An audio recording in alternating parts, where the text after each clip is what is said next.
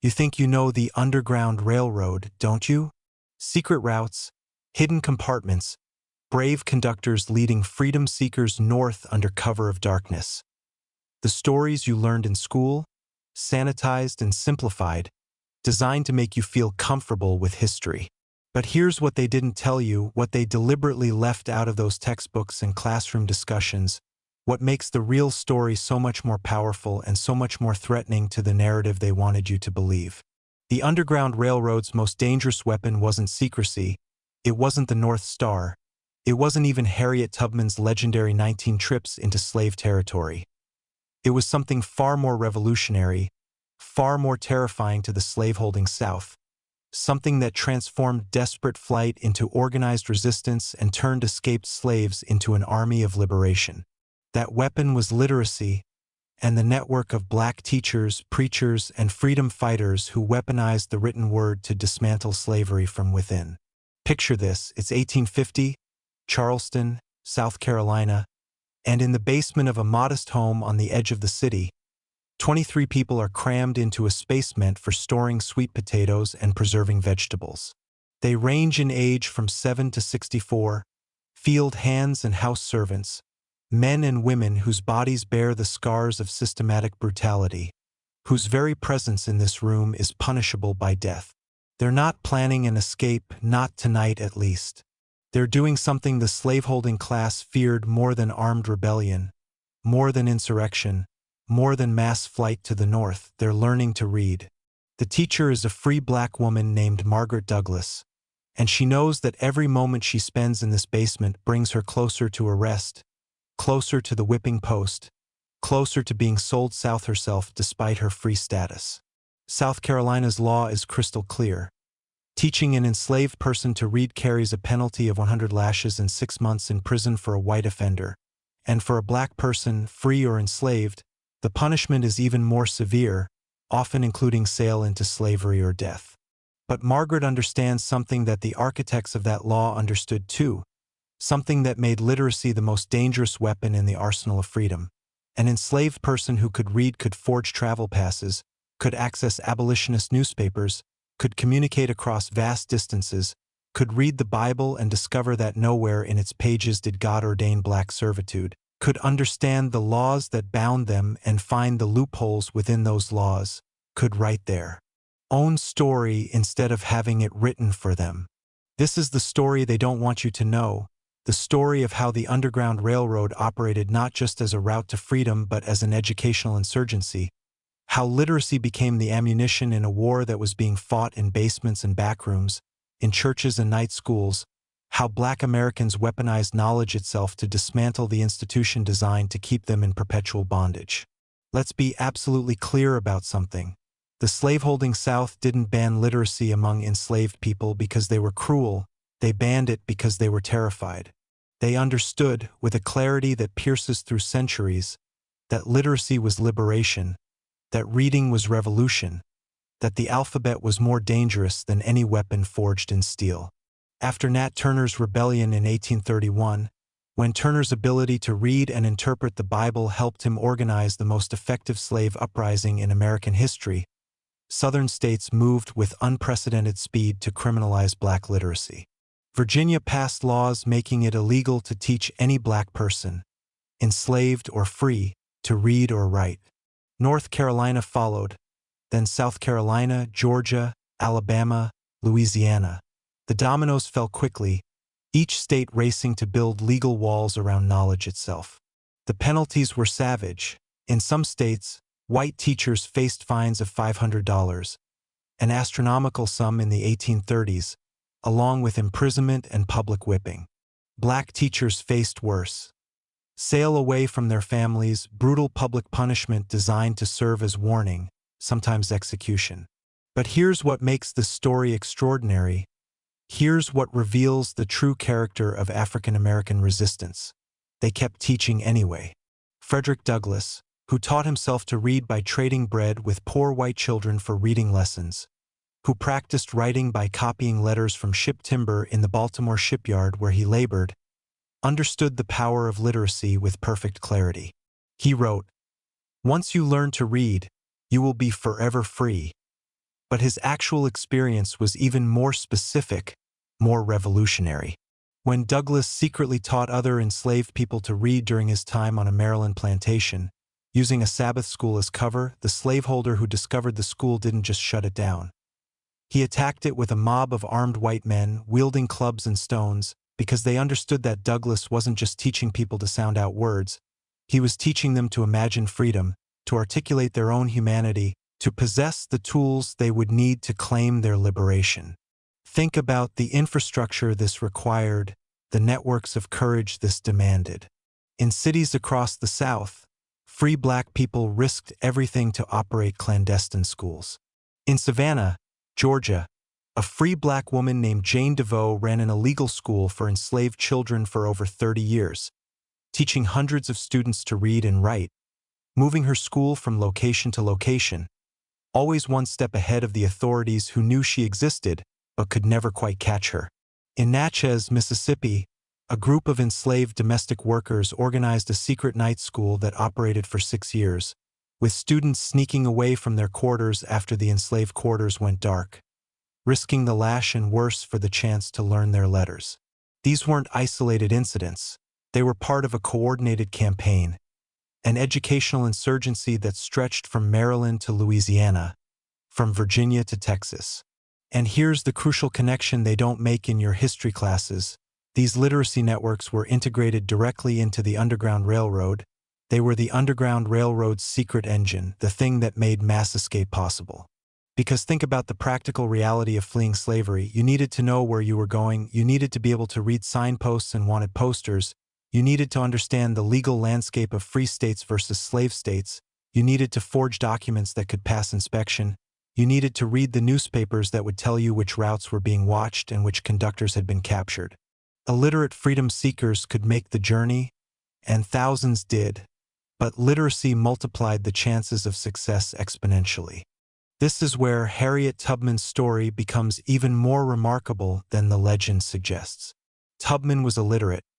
She never learned to read or write, but she built a network of literate associates who provided her with intelligence, who read newspapers to her, who forged the passes she carried, who decoded the messages that told her when it was safe to move and when she needed to wait. Her key contact in Philadelphia, William Still, was a literate free black man who kept meticulous records of every freedom seeker who passed through his station, recording names and stories and details that would later become the first comprehensive history of the Underground Railroad. Still could do this because he could write, because he understood the power of documentation, because he knew that history belonged to those who recorded it. And he wasn't alone. Across the North, literate black Americans operated as the Underground Railroad's intelligence network, reading Southern newspapers for information about slave catchers and fugitive hunters, writing coded letters that warned of danger, creating false documents that helped freedom seekers blend into free black communities. But the real revolution, the thing that made literacy truly dangerous, was happening in the South itself. Enslaved people who learned to read discovered abolitionist literature, discovered Frederick Douglass's North Star newspaper, discovered the writings of David Walker and Henry Highland Garnet, discovered that their enslavement wasn't natural or divinely ordained, but rather a political and economic system that could be challenged and destroyed. They discovered that in Haiti, enslaved people had risen up and defeated both the French colonial power and the institution of slavery itself, that in Britain, abolitionists had succeeded in outlawing slavery throughout the British Empire, that the world was changing and that black freedom was not just possible but inevitable. And they began to act on that knowledge. In 1848, enslaved people aboard the schooner Pearl attempted to escape Washington, D.C. by sea, 77 people crowding onto a ship meant for cargo, sailing down the Potomac River toward freedom in New Jersey. The escape failed, they were captured and most were sold south as punishment. But here's what's significant. The escape was organized by literate enslaved people who had read about maritime law, who understood coastal navigation, who had studied maps and tide tables, who had written to abolitionists in the North seeking support and guidance. This wasn't desperate flight, this was planned insurgency, and literacy made it possible. The same pattern repeated across the South. In Kentucky, an enslaved blacksmith named Lewis Hayden, who had taught himself to read using a Webster spelling book, used his literacy to forge travel documents that allowed him to escape with his wife and son, eventually reaching Boston, where he became one of the most important conductors on the Underground Railroad, hiding hundreds of freedom seekers in his home on Beacon Hill. In Missouri, an enslaved woman named Mary Meacham, who operated a secret school for black children in St. Louis, used her literacy to coordinate a mass escape attempt involving dozens of enslaved people. She was caught and faced trial, but the evidence of her educational work was presented in court as proof of her dangerous influence, proof that teaching black people to read was tantamount to inciting rebellion. Because it was rebellion, make no mistake about that. Every enslaved person who learned to read committed an act of insurrection. Every free black person who taught them was a revolutionary. And the entire network of secret schools and night classes and whispered lessons represented the most successful insurgency in American history. Think about the numbers. By 1860, approximately 5% of enslaved people in the South could read. Despite the laws, despite the punishments, despite the systematic efforts to keep them in ignorance. 5% might not sound like much until you realize that's roughly 200,000 people, 200,000 literate enslaved people who could read freedom papers and abolitionist newspapers and the Bible interpreted without the filter of white ministers preaching the gospel of servitude. 200,000 people who formed a communication network that stretched across the South, who passed information from plantation to plantation, who knew what was happening in Kansas and what was happening in Congress and what Abraham Lincoln said in his debates with Stephen Douglas. And those 200,000 literate enslaved people became force multipliers for the Underground Railroad. They taught others, they forged documents for those who couldn't forge their own, they read newspapers aloud in the quarters after dark, they wrote passes for fellow enslaved people who needed to travel, they decoded the songs and signals that marked Underground Railroad routes. Here's a fact that should be taught in every American history class but almost never is. The Underground Railroad's most prolific forger was an enslaved man in Baltimore named James Watkins, who taught himself not just to read and write, but to perfectly replicate the handwriting of his enslaver and multiple other white authorities in the city.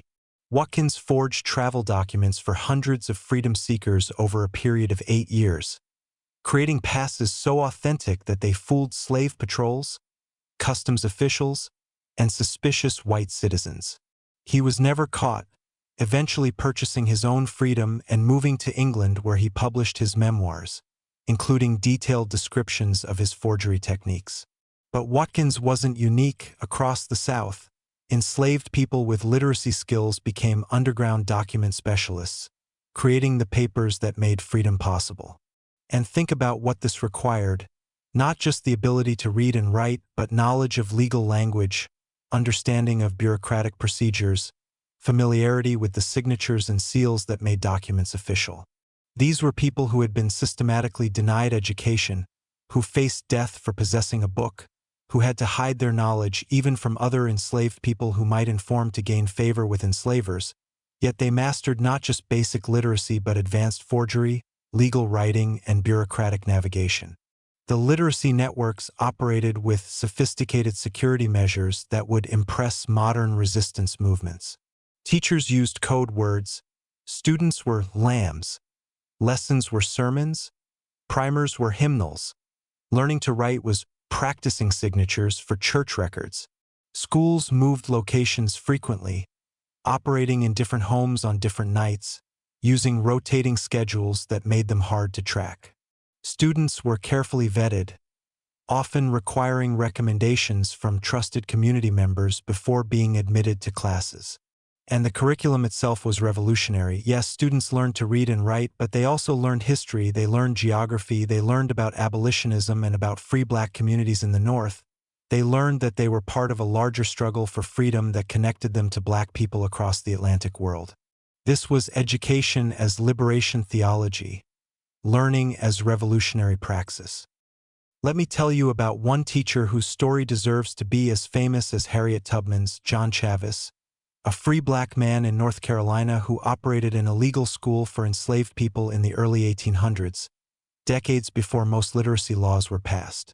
Chavis was educated at Princeton, one of the few black men to receive a formal college education in that era, And he used his education to teach not just literacy but classical subjects, Latin, Greek, mathematics, philosophy. His students included enslaved people who would go on to become Underground Railroad conductors, abolitionist speakers, and freedom fighters. When North Carolina finally outlawed his school in 1831, Chavez didn't stop teaching. He just went underground, continuing his work in secret for another 7 years until his death. And here's what's remarkable: several of his former students left records describing his pedagogy, and it's clear that Chavez wasn't just teaching people to read, he was teaching them to think critically, to analyze power structures, to understand their oppression as a political system rather than a natural condition. This was education as revolutionary consciousness raising, and it terrified the slaveholding class because they understood that an enslaved person who could think critically about their bondage would inevitably seek to destroy that bondage. The connection between literacy and the Underground Railroad became even more explicit in border states where free black communities had greater latitude to operate. In Philadelphia, Williams still used his literacy to create what was essentially the Underground Railroad's Central Intelligence Agency, keeping detailed records of every freedom seeker who came through his station, noting their names, their origins, their enslavers' names, their routes, their destinations. Still understood that these records served multiple purposes. They allowed separated families to reconnect after escape. They provided evidence for abolitionists lobbying against slavery. They documented the systematic brutality of the institution, and they would serve as historical record for future generations. But still also used his literacy to forge documents, to write coded letters to conductors across the network, to compose the false letters of introduction that allowed freedom seekers to pass as free black people traveling for legitimate purposes. His office was simultaneously a school, a document forgery operation, a historical archive, and a military command center. In Baltimore, a free black man named James J.G. Bias operated a similar station, but Bias's specialty was teaching freedom seekers to read before sending them north. He ran intensive crash courses in basic literacy, understanding that freedom seekers with even rudimentary reading skills had much better chances of successfully navigating to freedom. Bias's school operated openly, disguised as a Sunday school for free black children, but in reality, many of his students were enslaved people preparing to escape, learning not just their letters but how to read railway schedules, how to spot wanted posters, how to navigate using printed maps. This was practical liberation education, directly integrated into Underground Railroad operations. And in Cincinnati, a community of black teachers operated what they called schools of freedom, institutions that taught literacy but also taught practical skills for life in the North: how to find employment, how to avoid recapture, how to participate in abolitionist movements, how to read and understand contracts and legal documents. These schools were finishing schools for freedom, and they understood that literacy was just the first step in a longer process of full liberation. The literacy networks created something else that the enslaver class feared desperately. They created a written record of slavery from the enslaved people's perspective. Frederick Douglass's autobiography, Harriet Jacobs's incidents in the life of a slave girl, Solomon Northup's 12 Years a Slave, William Wells Brown's narrative. These weren't just stories, they were weapons in the abolitionist arsenal, and they were only possible because their authors had access to literacy education, because someone had risked everything to teach them to read and write. Think about Harriet Jacobs, hiding in an attic crawl space for 7 years, and during that time, teaching herself to write better, practicing her penmanship so that eventually she could tell her story in her own words. Think about Douglass, stealing moments with borrowed newspapers, teaching himself not just to read but to write powerfully enough to become the most famous orator of his era. These individual stories of literacy achievement were backed by vast networks of black teachers who saw education as warfare, who understood that every person they taught to read was another soldier in the war against slavery. By the 1850s, the literacy networks had become so extensive and so effective that southern states began passing new, even harsher laws. Louisiana made it illegal for enslaved people to gather in groups larger than 5 without white supervision, specifically to prevent secret schools. Mississippi required free black people to register with local authorities and report their activities regularly, with literacy education being grounds for forced removal from the state.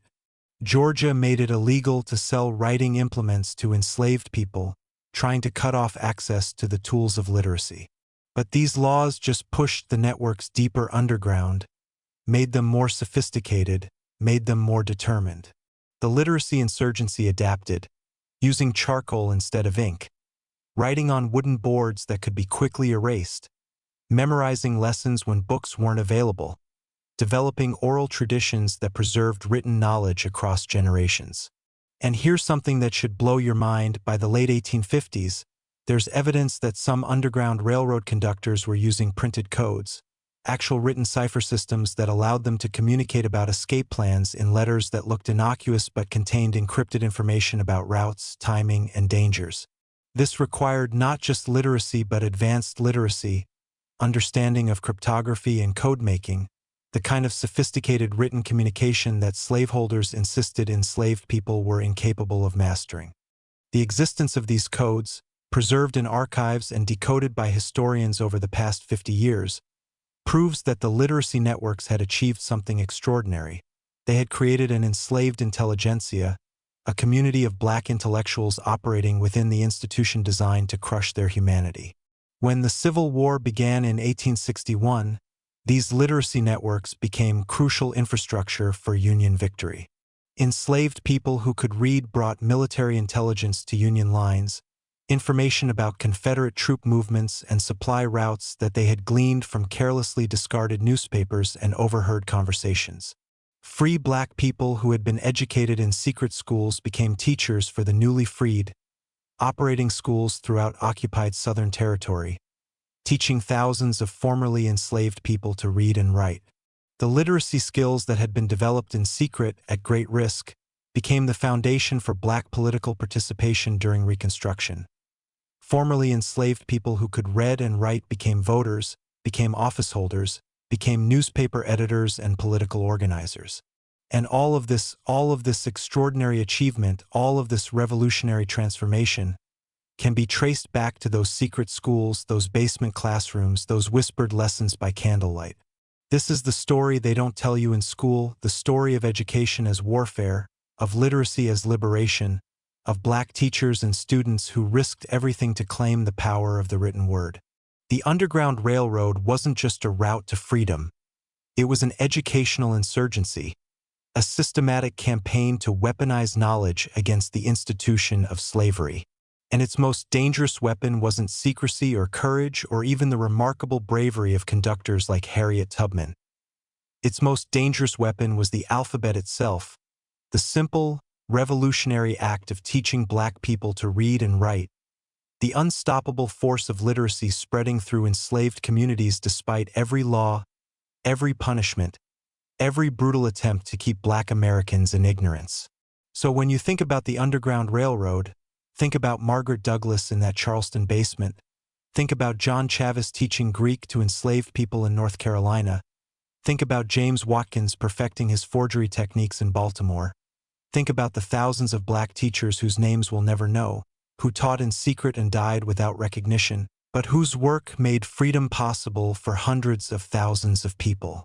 Remember that literacy was liberation, that reading was revolution, that the most powerful weapon against slavery was the one slaveholders feared most: the educated, literate, thinking black person who understood that their bondage was neither natural nor inevitable, who possessed the tools to forge their own freedom papers, who could read the words that said all men are created equal and ask why that promise didn't apply to them.